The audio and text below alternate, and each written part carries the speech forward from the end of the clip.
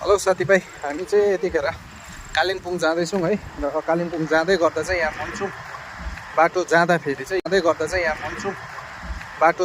चाहिँ यो view point दामी भेट्दो रहेछ है। हामी चाहिँ यतिखेर गेस्टलाई चाहिँ यहाँनिर छोडिराखेको छौँ है, भ्यू पोइन्ट हेर्ने भनेर।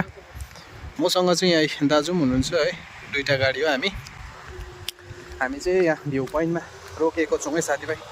यहाँबाट चाहिँ यति दामी भ्यू पोइन्ट आउँदो रहेछ कि, यति दामी भ्यू पोइन्ट रहेछ। तपाईँहरूलाई पनि हल्का देखाउँदैछु है। यहाँबाट हेर्नुहोस् त साथीभाइ, यति दामी भ्यू रहेछ। हो, यहाँबाट भन्दा पनि यो तल्लो टर्निङबाट चाहिँ दामी देख्दैछ है। यहाँ चाहिँ नि हावा चाहिँ यति बेसी उडाउँला जस्तो आउँदो रहेछ साथीभाइ, यति बेसी एकदमै मजाको लाग्यो है।